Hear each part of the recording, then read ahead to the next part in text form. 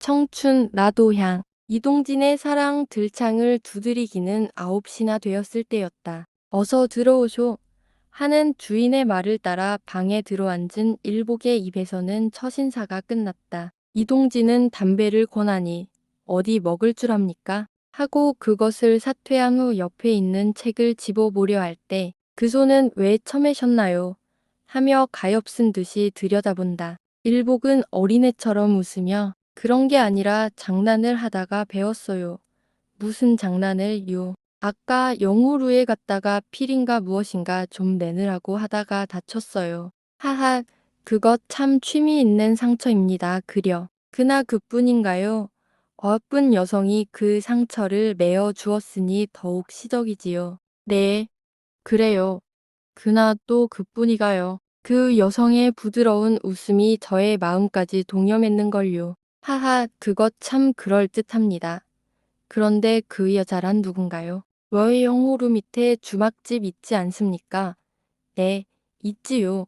가만 있거라. 한참 생각하다가 옳지. 엄영록의 집 말씀입니다. 그려. 그 집이 엄영록의 집인가요? 네, 그렇지요. 그의 누이 동생 말입니다. 그려 아주 유명합니다. 경북에 제일 가는 미인이라는 소문이 있는 여자지요. 그런데 그 여자가 그 손을 메어드렸어요. 네, 이야기는 한참 중절되었다가 그런데 엄영록이를 아십니까? 알지요. 친하세요. 그전부터 집에를 다니니까 장난이면 꼭 들러가지요. 그러세요. 집에 돌아와 하룻밤을 새고 은행 일을 마친 그 이튿날 저녁 때 일복은 또 다시 영우루를 향하여 갔다.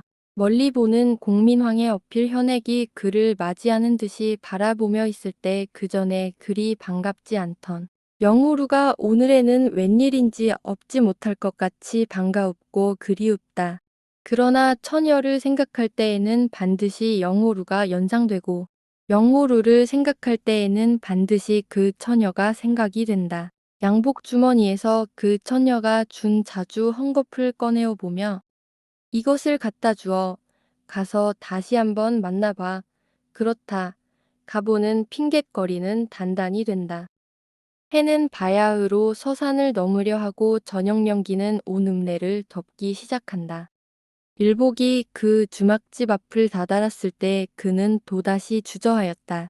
만일 내가 이것을 돌려보낼 때 그 처녀가 있어서 나를 보고 웃으면 모르거니와 잊지 않으면 어떻게 하노? 그렇기는 고사하고 보고도 웃지 않으면 어찌하나 웃지도 않으려면 잊지 않는 게 좋고 없으려면 내가 가지 않는 것이 좋지. 그는 바로 들어가지를 않고 일부러 영호루를 돌았다. 그리고 영호루 주춧돌 틈으로 그 집을 엿보았다. 그때였다. 또다시 어저께와 같이 그 처녀는 물동이를 이고 물길러 갔다.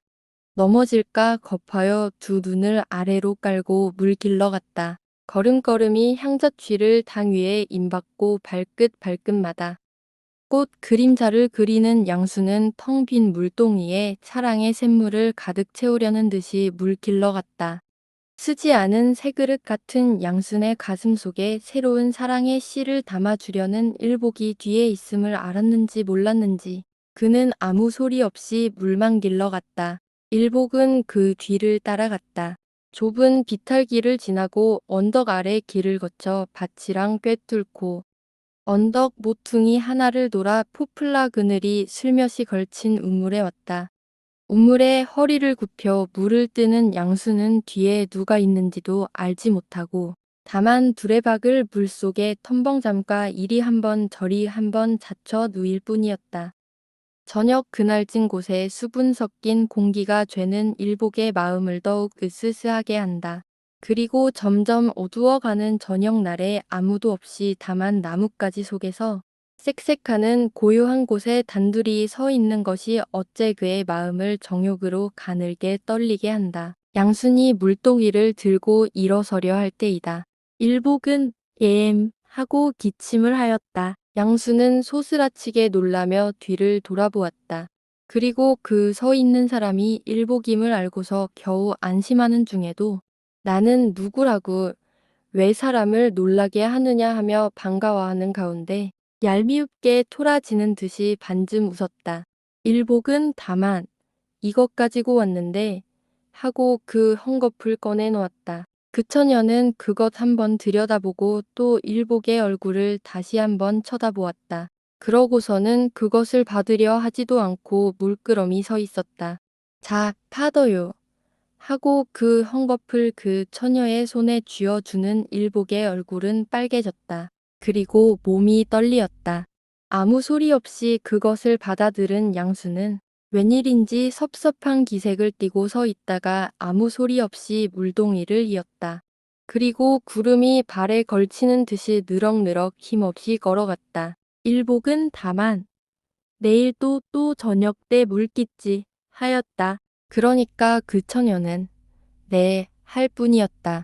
두 사람이 다시 언덕 모퉁이를 돌아섰을 때에는 일복은 언덕 위에 올라서서 멀리 그 처녀가 자기 집으로 물동이 이고서 돌아가는 것을 바라볼 뿐이었다. 양수는 물을 독에 부어놓고 누가 쪼다오는 듯이 방으로 뛰어 들어갔다. 그리고는 방구석에 돌아앉아 훌쩍훌쩍 울면서 손에 든 헝겊을 손에다 단단히 쥐었다. 그이가 왜 헝겊을 도루 주었노? 할 때 눈물방울은 삿자리 위에 떨어졌다. 그이가 이 헝겊을 싫어하는 것인게지 할 때 그는 고개를 숙이고 다시 느껴 울었다. 그리고 또다시 고개를 들고 먼 산을 볼 때 내가 준 헝겊을 도루 줄 때에는 나를 보기 싫어 그리한 것인게지 하고서는 또다시 눈물방울이 따르륵 두 뺨에 굴렀다. 그런 줄 알았더면 애당초 주지를 말걸. 양수는 웬일인지 울음이 북받쳐 올라오고 어두운 방구석이 마음 되게 답답하다. 그러다가는 나는 내일은 물 길러 가지 않을 터이야 하고 그 헝겊을 갈갈리 찢어 창밖에 내버렸다. 그 이튿날 저녁에는 또다시 일복이 그 우물가에 갔다. 나무와 풀과 그 우물에 놓여있는 돌멩이까지 어제 같으나 그 아리따운 처녀는 보이지 않았다. 해가 지고 날이 어둑어둑하여도 양수는 오지 않았다. 눈썹달이 서편 하늘에 기울어져 한적한 예습을 반웃음져 흘려보며 서산으로 들려할 때 사랑을 도적하려는 어여쁜 도적놈은 지금 사랑하는 사람을 기다리고 있다. 바람이 쏘해도 그가 오는가? 나무 끝이 사르륵하여도 그가 오는가? 오는지 안 오는지. 오려거든 온다 하고 오지 않으려거든 오지 않는다 하지. 오는지 안 오는지 알지 못해 속 태우는 마음 미친 소년이 있는 줄은 누가 있어서 알아줄는지. 달이 얻었음에 정조 도적 맞을까 보아 오지를 않을 터이요. 오지 않으면 외로이 기다리는 나이 젊은 사람의 붉은 피를 바지작바지작 태우는구나. 그러나 제가 아니 오지는 못하느니라. 물동이 머리에 얹고 누가 있을까 마음 졸여 황망이 오는 사람은 분명히 그 처녀인데 날이 어두워 그 얼굴은 모르겠으나 그 윤곽은 분명히 양순이요. 그 걸음걸음이 분명히 그 처녀다. 양수는 우물까지 와서 사면을 한번 둘러보았다. 그리고는 물 한 두레박 뜨고 뒤를 돌아보고서는 가느다란 목소리를 입속에 굴려 오지 않았나 하는 소리를 할 때 나무 뒤에 숨어있는 일복의 가슴은 부질없이 뛰었다. 그리고 양순이가 물을 떠놓고 한참이나 서 있다가 긴 한숨을 쉴 때 일복은 슬며시 그의 등 뒤에 나서서 이것 좀 봐 하고 나지막하게 부를 때 그 처녀는 두 어깨가 달싹하도록 깜짝 놀라며 뒤를 돌아다 보았다. 일복은 다시 영순 하고 서서 정 뭉친 두 눈으로 흘겨보며 다시 영순 하였다. 양수는 다만 돌아선 채로 아무 소리가 없이 손가락에 옷고름만 베베 감고 있었다. 오늘은 어째 물을 늦게 길러왔어 여태까지 기다리고 있었는데 양수는 한번 허리를 틀더니 말을 할 듯하고 그대로 서 있다. 나는 내가 보고 싶어서 여기 와 기다렸는데 너는 아마 그렇지 않지? 나는 너를 날마다 여기서 만나보았으면 좋겠어. 저도요. 하는 양수는 부끄러워 그랬던지 얼굴이 빨개지며 두 손으로 낯을 가리었다. 정말? 하고 묻는 말에 양수는 아무 대답이 없다. 정말이야? 응. 정말이야. 대답을 해야지. 양수는 물동리를 이려고 허리를 구부리며 부끄러워 웃음지며 네. 하고서는 그대로 동이를 이고 가 버리려 하니까 들려는 물동이를 일복은 붙잡으며 내일 도오지. 네. 네 또 와서 기다릴게. 양수는 집에 돌아왔다. 어머니는 무엇 하느라고 여태까지 있었는 하며 들어오는 양순을 흘겨본다. 두레박이 우물에 빠져 건지느라고 그랬어요. 한마디 말로 의심을 풀었다. 물을 부어놓고 방으로 뛰어 들어가 양수는 얼른 뒷창문을 열고 어저께 저녁에 갈갈리 찢어버린 그 헝겊을 다시 차곡차곡 모아다가 다시 손에 쥐어들고 내가 잘못 알고 그랬지. 내가 모르고 그랬지. 이것이 그 이의 손가락을 처음에 엿든 것인데 하고서는 그대로 그것을 똘똘 뭉쳐 반지꼬리에 넣어 놓았다. 대구은행 안동지점 지배인의 집 대문 소리가 12시나 거의 지나 닭이 회를 치며 울 때 고요한 밤의 한적을 깨뜨리고 나더니 지배인의 딸 정희가 혼자 몸으로 어디인지 지향하여 간다. 밤이 점점 고요하고 다른 밝아 흐르는 빛이 허리 감겨 땅에 끌리는 듯한데 무슨 생각을 하는지 달빛같이 창백한 빛이 얼굴에 돌며 걸음을 천천히 걷는 중에도 주저하는 꼴이다. 그는 혼잣말로 나는 왜 이다지도 불행한고 하더니 수건으로 눈물을 짓는지 콧물 마시는 소리가 난다. 정희가 일복의 집 문간에 와서 문을 열어 달랄까 말까. 그러나 내가 이렇게 하는 것이 잘못이나 아닐까? 아무리 정혼한 남자일지라도 밤중에 남몰래 찾아오는 것이 여자의 일은 아니지. 하며 주저주저하고 서 있다가 문틈으로 집안 동정을 살펴보니 일복의 방에는 여태까지 불이 켜 있다. 여태까지 주무시지를 않는 모양일세. 어떻게 할까? 문을 열어 달랠까 말까? 이와 왔으니 할 말이나 다 하고 가지. 정희는 대문을 밀어보았다. 단단히 닫혀 있을 줄 알았던 대문이 힘없이 삐걱하고 날 때 정희의 온몸엔 맥이 풀리는 듯하였다. 주저하던 생각은 어디로 가고 인제는 아니 들어갈 수 없구나 하여지며 공연히 가슴이 두근두근하다. 정희는 마당으로 들어서며 일복씨 하고 가늘은 가운데에도 애연한 어조로 일복을 불렀다. 한 번 부르나 말소리가 없고 두 번 부르나 대답이 없다. 정희는 이렇게 정성껏 부르는데 대답이나마 하여주지 하고 야속한 생각이 나며 공연히 눈물이 핑 돈다. 그리고서 저 방 안에는 그이가 누워 있으렸다. 누워서 잠이 고단히 들었으렸다. 내가 여기 와서 있는지도 알지 못하고 자렸다. 아니다 온 줄을 알려고도 하지 않으렸다. 아니다. 그렇지 않지. 그이는 지금 자지를 않는다. 눈을 뜨고서 영모루를 생각한다. 내가 온 줄 알면서도 일부러 못 들은 척하는 것인게지. 아 무정하니여. 정희는 다시 허리를 구부리고 일복의 방문 틈으로 들여다보면서 이번에 한 번만 다시 불러보아서 대답이 없거든 그대로 가 버리리라 하였다. 일복씨 하면서 문틈을 들여다보니까 방 안에는 아무도 없었다. 그러면서 언든 마루 끝을 보니까 미처 생각지도 못하였던 구두가 없다. 정희의 마음은 냉수로 씻은 듯이 말짱하여지고 또는 깨끗하여졌다. 어디를 가셨을까? 주인에게 물어나 볼까? 그러나 고단히 자는 주인에게 물어보기는 싫었거니와 또한 젊은 여자가 밤중에 남자를 찾아온 것도 남에게 알리기 싫어서 내일 또 오지 하고서 문 밖으로 그대로 내려왔다. 그가 큰 길에 나섰을 때였다. 저쪽에서 일복이가 이쪽을 향하여 온다. 그는 몸을 감출까 하고 주춤하였다. 그러다가는 이왕 보려던 이를 보고 가는 것이 옳다고 생각하고 그가 자기 곁으로 가까이 오기만 기다리고 서 있었다.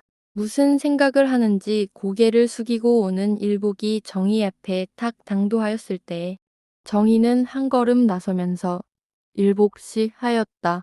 의외의 여자의 목소리가 자기를 부르므로 일복은 깜짝 놀라 발을 멈칫하고 서서 누구요? 하였다. 정희는 원망스러운 중에도 부끄러운 생각이 나서 고개를 숙이고 아무 말 없이 서 있다가 가까스로 저예요. 하였다. 이게 웬일이십니까? 댁에까지 갔다 오는 길이에요. 집에요. 네. 무엇 하려요?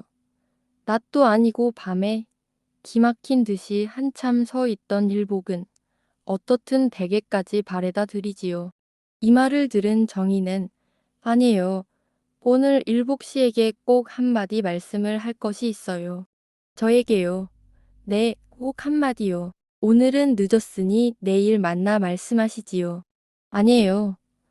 오늘 못 만나 뵈이면 또다시 만날 뵈일 날이 없어요. 그것이 어째서요? 정희는 무엇을 결심한 듯이 어떻든 댁까지 같이 가세요. 두 사람은 아무 말도 없이 일복의 집까지 걸어갔다.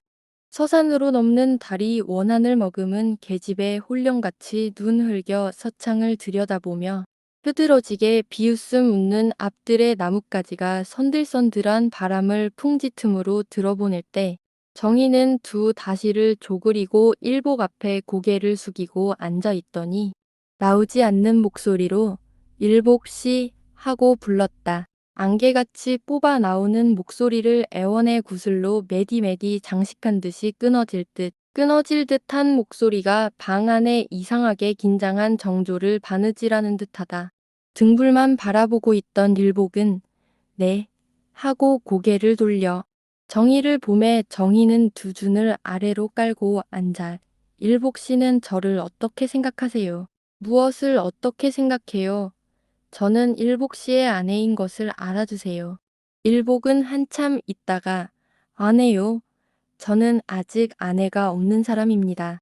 정희는 당신의 대답이 의뢰히 그러시리라는 듯이 일복 씨는 저를 아내로 생각지 않으신다 하더라도 부모가 장차 아내가 되게 정하셨으니까 저는 일복 씨의 아내지요. 일복은 이 소리를 듣고서 코웃음 웃는 듯이 반쯤 입을 삐죽하더니 사랑 없는 아내는 아내가 아니지요. 그러시면 저를 사랑치 않는다는 말씀이지요. 모르겠습니다. 아마 그렇지요. 치맛복을 다시 휩싸고 앉는 정희는 고개를 숙이더니 다시 눈물 섞인 목소리로 일복씨를 부르며 알았습니다. 저는 아무도 원망하지 않습니다. 일복씨의 사랑을 얻지 못하게 태어난 저만 불행하지요. 그러나 저는 부모의 작정대로 그것을 억지로 이행하려고 아내로 생각해달라는 것도 아닙니다. 그렇지요. 사랑이 없는 아내는 없으니까요. 법률상의 아내나 인습에 젖은 그 형식의 아내를 저는 원하는 것이 아니에요. 저에게는 온 우주가 없을지라도 일복씨 하나는 잃을 수 없어요. 만유가 있음도 자아가 있은 연우의 일입니다. 저는 일복씨가 없으면 자아까지 잃는 것입니다. 일복씨, 다시 부르나 대답이 없다. 여보세요. 또 아무 말도 없다. 일복씨, 저는 일복씨를 사랑합니다. 저의 진정을 일복씨는 알아주지 못하시겠어요. 저는 마음 약한 사람이 되기를 원치 않아요. 저는 제가 마음 약한 자인 것 압니다. 그러므로 언제든지 마음이 굳은 자가 되기를 노력합니다. 저의 마음 여자의 애원을 들을 때마다 불쌍함을 깨달았을지라도 사랑을 깨달은 일은 없었어요. 연민은 사랑이 아니겠지요. 정희 씨가 참으로 나를 사랑하여 주신다 하더라도 나에게는 아무 행복과 불행이 간섭되지 않습니다. 도리어 어떤 경우에는 나의 마음을 귀찮게 할 때가 있습니다. 정희는 그 자리에 엎드러지며 일복씨 하고 느끼어 울면서 그러시면 한 가지 원이나 들어주세요. 새벽 닭이 우는 소리가 먼 동리 달의 회에서 꿈속같이 들려온다. 달은 떨어져 방 안은 어둠침침한데 두 사람의 숨소리에 섞인 정의에 느껴 우는 소리가 온 방 안을 채울 뿐이다. 저에게 원하실 것이 무엇일까요? 일복은 보기 싫고 귀찮은 듯이 말을 던지었다. 네, 꼭 한 가지 원할 것이 있어요. 말씀하세요. 저를 다만 한마디 말씀으로라도 아내라고 인정만 해주세요. 그러면 저는 다른 원은 아무것도 없어요. 일복은 허리를 펴고 팔짱을 끼고 고쳐 앉더니 하고 무엇을 생각하는 듯이 한참 있다가 예, 알겠습니다. 그러나 어떠한 이성이 어떠한 이성을 혼자 사랑하는 것은 그것은 누구에게든지 자유겠지요마는 남편 없는 아내나 아내 없는 남편은 없겠지요. 비록 있다 하면 그것은 진리에서 벗어났거나 결함 있는 것이겠지요. 또는 형식이나 허위겠지요. 나는 거기에 대답할 수 없습니다. 정의에 다만 터럭만한 것이나마 희망은 칼날 같은 일복의 혀끝으로 떨어지는 말 한마디에 다 끊어졌다. 때가 이미 늦었는지라 정의라는 여성은 자기가 결심한 맨 마지막 길을 아니 밟을 수가 없었다. 그는 벌떡 일어서며 안녕히 계세요. 저는 갑니다. 저는 또다시 일복시를 배울 때가 아마 없겠지요. 하고서 마루 끝을 내려서 신을 신고서 문 밖으로 나왔다. 나이 어린 정의의 갈 곳이 어디매냐? 달 같은 정의의 마음은 월식하는 그 밤처럼 무엇이 삼킨 듯이 있는지 없는지 어둠 침울하고 자결하는 백금성과 같이 뜨거운 혈조는 다만 그의 가슴을 중심하여 전신을 태울 뿐이다. 정의의 전신을 꿀꺽 집어삼키는 듯이 아찔아슬한 비분이 때없이 온몸으로 쌀쌀 흐를 때 그는 몸서리를 치며 그대로 땅에 거꾸러지고 싶었다. 그것이 시련이란다. 조소하는 듯이 땅 틈에서 우는 벌레 소리가 똑똑하게 정의의 귀에 들려올 때 정의에게는 구두 신은 발로써 그놈의 벌레를 짓밟아 죽이고 싶도록 작정이었다. 그리고 어두컴컴한 서투른 길을 급한 보조로 걸어 나오다가 발끝에 돌멩이가 채고 높은 줄 알았던 땅이 정신없이 쑥 들어갈 때 애쿠하고 넘어질 듯 하다가도 그 돌멩이 그 허방의 분풀이를 하고 싶어서 못 견딜 지경이었다. 정의에게는 만개한 꽃이 다 여윈 듯하고 둥근 달이 이지러진 듯하다. 밤빛에 흔들리는 웃는 꽃들도 때 아닌 서리를 맞아 애처롭게 요여 땅에 떨어져 짓밟힌 듯하고 구만리나 멀고 먼 하늘에 진주를 뿌린 듯한 작고 큰 별들도 죽어가는 요귀의 독살스러운 눈동자같이 보일 뿐이다. 그는 발이 이끄는 대로 정처 없이 걸어간다. 화분실은 봄바람이 그의 두 뺨을 선들선들하게 스치고 적적한 밤기운은 스리고 아픈 가슴을 채울 뿐이다.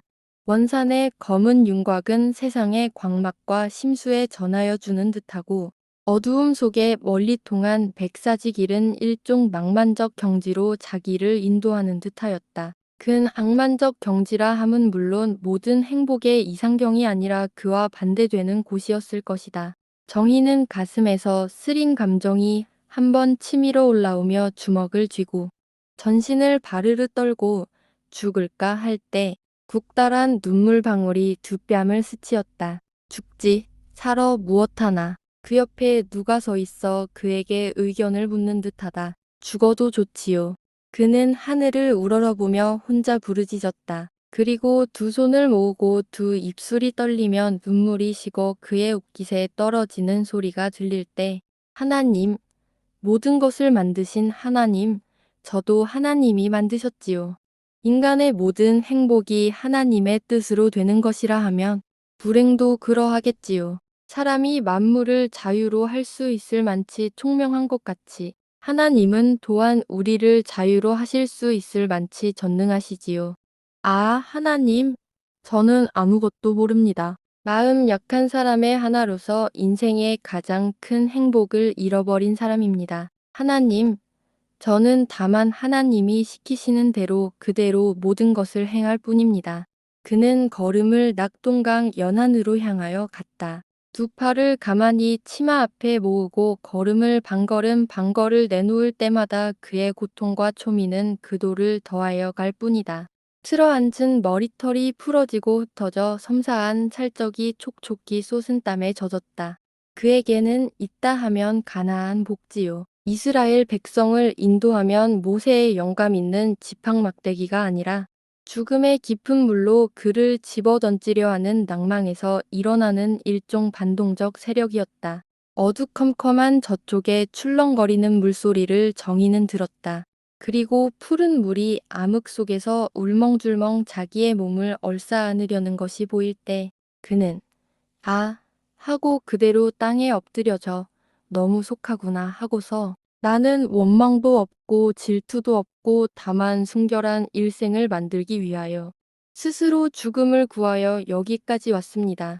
세계는 순결한 곳에 비로소 영의 나라를 세울 수 있겠지요. 사박사박하는 가루 모래가 바람에 불러 사박사박할 때 동으로 왕태산 저쪽에 새벽빛이 서편 암흑과 어우러져서 밝아온다. 정희는 구두를 벗었다.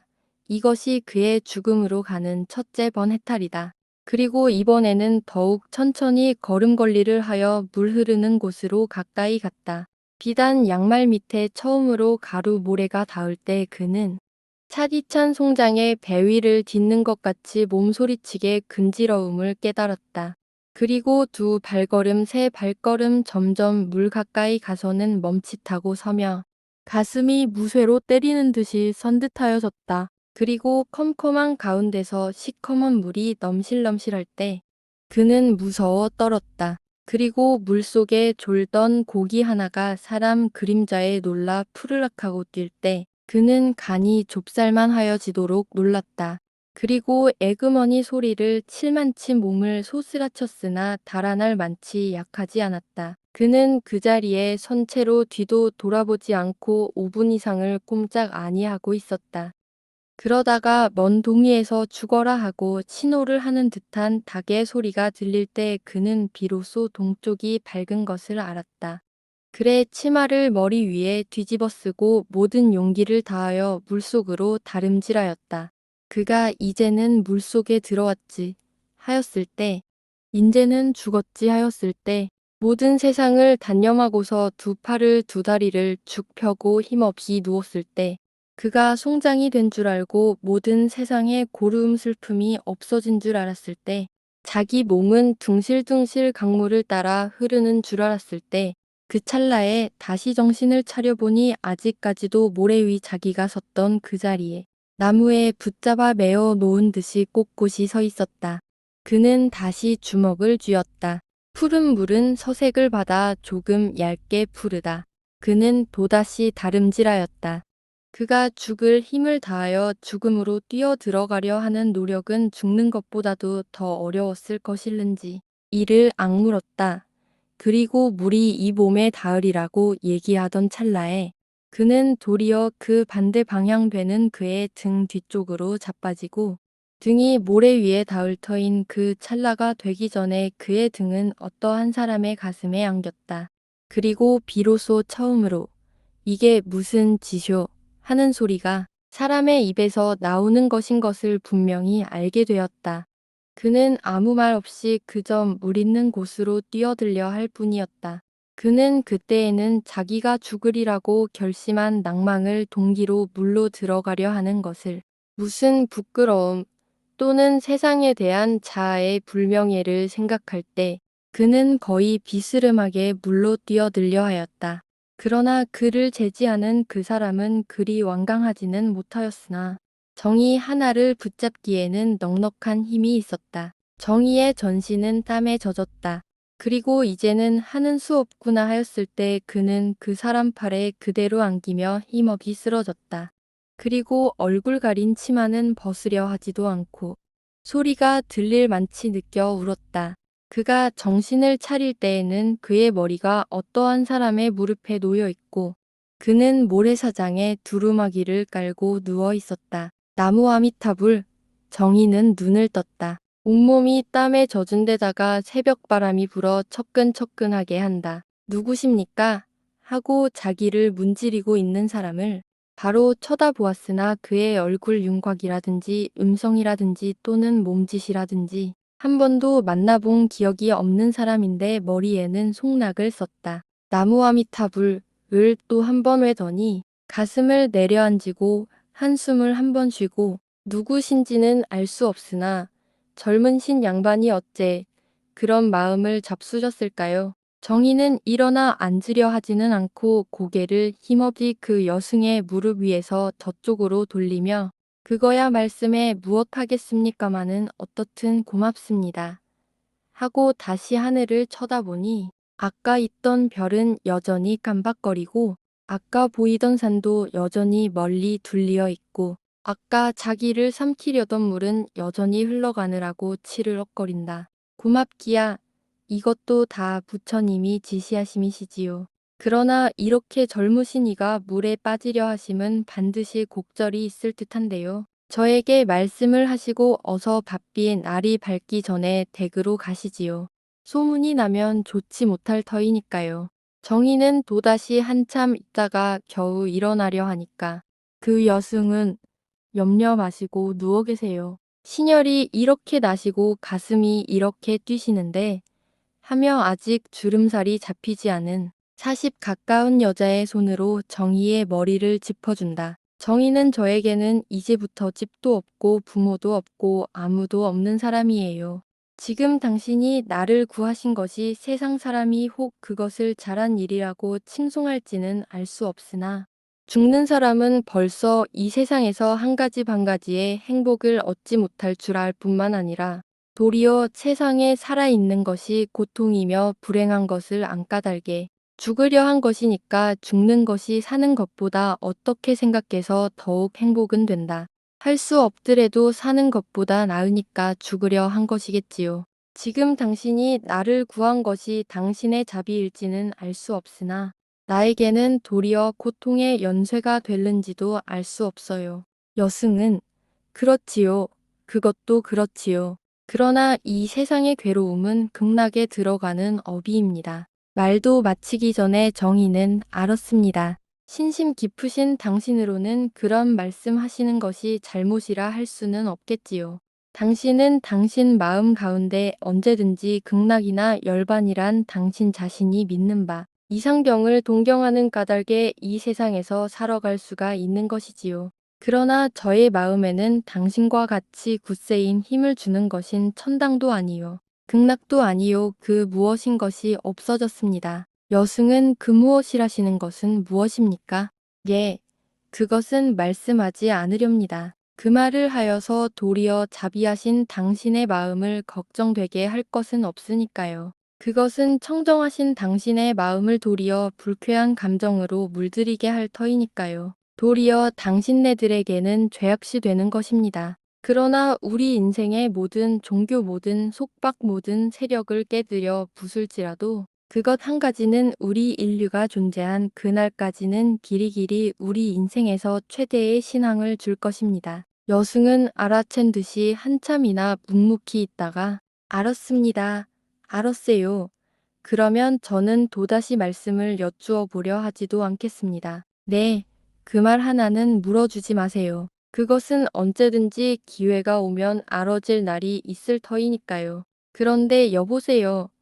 저는 다만 청정한 몸으로 이 세상에서 살다가 죽으렵니다. 저의 영에게도 아무 흠이 없고 저의 육에게도 아무 흠이 없이 죽고 싶어요. 종교에 헌신한 사람이 어떠한 종교의 한 가지 신앙만으로서 그의 일생을 마칠 때 그가 영생의 환희를 깨닫는 것과 같이 나는 아무 매듭과 아무 자국이 없는 영과 육으로 영원한 대령과 영원한 만유 속에 안기고 싶어요. 여승에게는 그 무슨 의미인 줄 알아듣지 못한 듯이 다만 묵묵히 앉아있을 때 저쪽 갈라산 앞에서 삐걱삐걱 새로이 밝아오는 새벽 기운을 흔들면 학동강 하류로 흘러가는 댄목 젓는 소리가 들려온다. 두 사람은 일시에 깜짝 놀랐다. 그리고 정희는 일어나 앉아 사면을 둘러보았다. 새벽빛은 벌써 온 하늘에 가득 차고 작은 별들은 자취를 감추고 동쪽 하늘에 여왕의 이마를 치장하는 금강석 알 같은 샛별이 번쩍번쩍할 뿐이다. 어서 가십시오. 사람도 없는데 누가 듣는 듯이 여승은 조그마한 목소리로 황망히 정희를 재촉한다. 정희도 여승의 손을 잡고 일어섰다. 그러나 어디로 갈꼬? 댁이 어디세요? 나는 갈 집이 없어요. 그러실 리가 있나요? 과하니 그러실 것 같지는 않은데요. 우리 집이라고 있었기는 있었지만은 이제부터는 우리 집이 아니에요. 있다 하더라도 가기를 원치 않으면 가지 못해요. 그러면 어떻게 하십니까? 무엇을 어떻게 해요? 나는 벌써 죽은 사람이에요. 그러기에 아까도 말씀했거니와 죽으려는 사람을 구하시는 것이 당신에게는 자비가 될는지 알 수 없으나 나에게는 행복이 못 된다 하였지요. 그러면 소승하고 같이 가세요. 고맙습니다. 네. 예. 나도 어디로든지 데려다 주세요. 그러고 나의 살아있는 것 누구에게든지 알리지 말아주세요. 그것은 어째서요? 네. 그것은 그렇지요. 한참 있다가 요 다음에 말씀하시지요. 여승은 정희의 발바닥 발을 보더니 신을 신으시지요 하였다. 이 말을 들은 정희는 그 소리를 듣고 구두를 신으려 하다가 무엇을 생각한 듯 얼른 말머리를 돌리어 싫어요. 죽으려다 다시 산 사람이 죽으려 할 제 벗어버린 신을 다시 신으려 하니까 어째 몸서리가 처지는구려. 그대로 발바닥으로 가지요. 두 사람은 걸어간다. 먼 곳에서 와라봄의 송낙슨 중의 등에 정의가 엎이어 강물을 건너는 것이 희미히 보인다. 그리고 저쪽 의성으로 통한 고개 비스듬한 길 뒤에 두 사람의 그림자가 사라지고 말았다. 그날 새벽이 새어 아침이 되었다. 온 안동 전읍에 이상한 소문이 퍼지었다. 어젯밤에 사람이 물에 빠져 죽었다네 그려. 어디서, 강물에서, 누구인지 모르나. 모르기는 왜 몰라. 은행소 사장의 딸이라네. 이 사람아, 사장의 딸이 아니라 지배인의 딸이란다. 아냐, 사장의 딸이야. 자네는 알지도 못하고 공중 그러네 그려. 아따, 이 사람아, 대구은행 안동지점에 사장이 있든가. 지배인이 사장 대리를 보지. 그런데 나이는 얼만데 18살이야. 왜 자네 보지 못하였나? 작년에 대구여자학원을 제2호로 졸업한 그 여자 말일세. 그것 참 안 되었는걸. 그런데 시체나 찾았나? 송장까지 못 찾았다네. 물은 그리 깊지도 않은데 어디든지 떠가다가 모래에 묻혔거나 어디 걸렸겠지. 그런데 어떻게 물에 빠진 것을 알았어? 응. 그것은 강과 모래톱에 구두를 나란히 벗어 놓았는데 바로 물가로 사람 걸어간 자국이 나란히 났네 그려. 자네 가보았나? 그래 가보았어. 그런데 좋아대 좋아야 빠진 곳은 물이 한 자도 못 되네 그려. 한참 있다가 또 다시. 그런데 그와 정혼한 사람이 있지. 한 사람이 입술을 비죽 내밀더니 말말게 이번 일도 다 그 사람 때문이라네. 그 사람 때문이라니. 소박덕이야. 소박덕이. 새로운 문자로 말하면 실연자렸다. 그걸 보면 사람이란 알 수 없는 것이야. 남들은 침들을 개게 흘리면서 따라다니는 놈도 있는데 또 싫다고 내대는 사람은 누구야. 그것을 보면 우리 사람이란 영원히 불구자들야. 장님이며 귀머거리들야. 이러한 소문이 난 줄을 알지 못하는 일복은 아침 일찍이 일어나서 은행으로 가려 하다가 시간이 아직 되지 못하였으므로 이동진을 찾아 그의 집까지 갔다. 동진 씨 하고 문 밖에서 부르는 소리를 들은 주인은 네, 누구십니까? 에구, 이게 웬일이시오. 이렇게 일찍이 하면서 아직 대님도 푸른 채 문 밖으로 나와 일복을 맞아들인다. 일복은 방 안으로 들어가 앉으며 네, 하도 잠이 오지 않기에 채 시에 일어나 앉아 밤이 새기를 기다려 여기까지 찾아왔습니다. 일찍 일어나니까 참 좋은걸요. 두 사람은 대좌하였다. 이 말 저 말 하다가 일복은 무슨 하기 어려운 말이나 꺼내려 하는 듯이 기침을 한번 하고 그런데요. 한 가지 청할 것이 있어서요.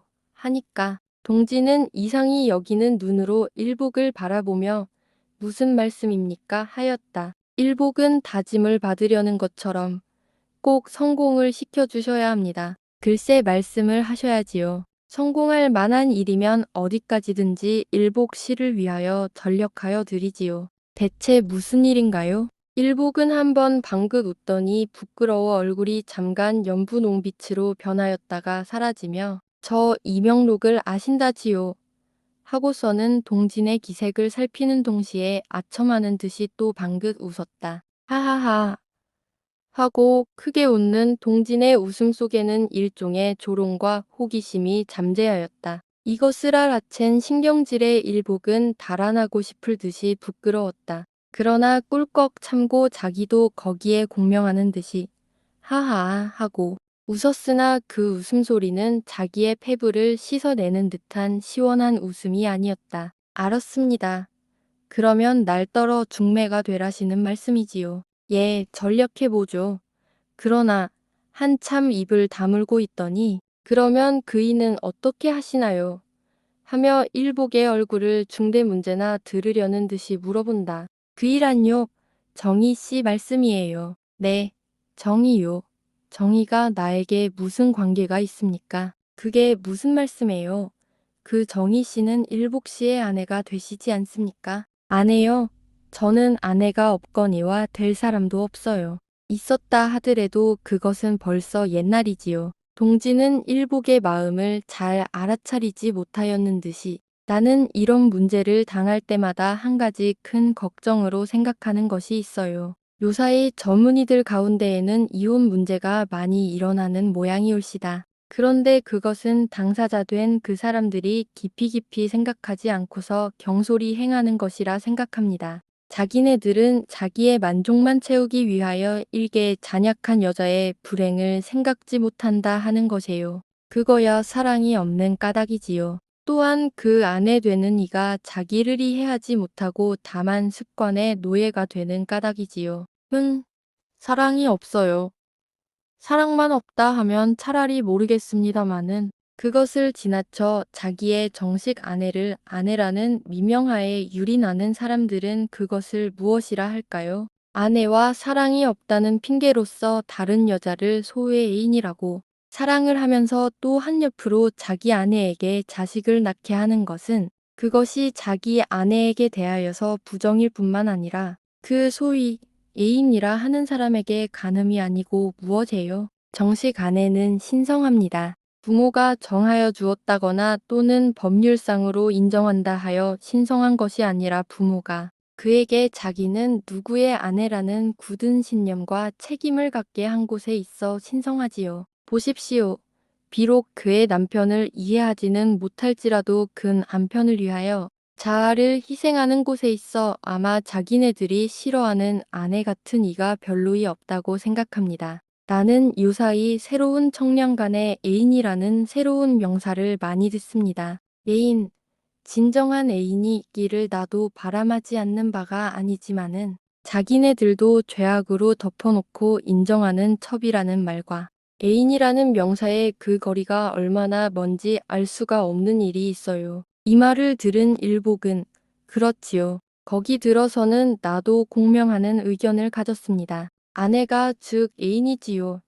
애인이 즉 아내가 되지 않으면 안 될 것이지요. 아내 애인, 애인 아내. 여기에 비로소 완전한 애인 원만한 가정이 생길 것입니다. 그런데 동진신한 아나 입으로 말하는 곳에 그럴듯한 생리, 일리 혹은 진리가 없지 않겠지만은 우리의 모든 행동에 모순이 있을는지 없을는지 나는 단언하기 어렵다고 생각해요. 감정이 미친 장님처럼 날뛸 때에 과연 생각의 일절 사이에라도 죄악의 마음이 발동하지 않느냐 하는 것이 저의 입으로는 대답하기 어려운 말입니다. 그러나 우리 사람이 약한 동시에 강할 수 있는 것으로서 다른 만물과 다른 점이 있는 것이지요. 우리는 약한 데서 일어나 강한 데로 나가는 곳에 자아를 완성할 수 있다고 생각합니다. 미성품인 자아를 성품을 만들려고 노력하는 그 노력 여하에 그 인격이 나타나는 것이라고 저는 생각해요. 오늘의 제가 약자가 되어 일개 여성의 눈물을 보고서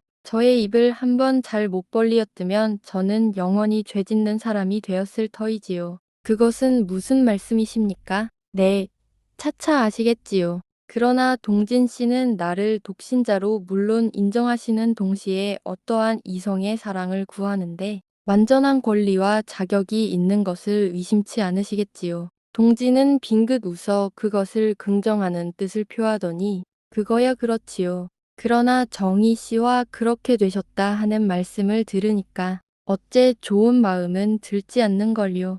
그러하시겠지요. 그런 일이 없으니만은 같지 않으니까요. 저도 좋은 감정이 일지는 않아도 그러나 적은 것은 큰 것을 위하여 용단 있게 버릴 것이지요. 그러면 아까 말씀한 것은 곧 그렇게 그거에 음녀 맙수 말씀을 해보지요.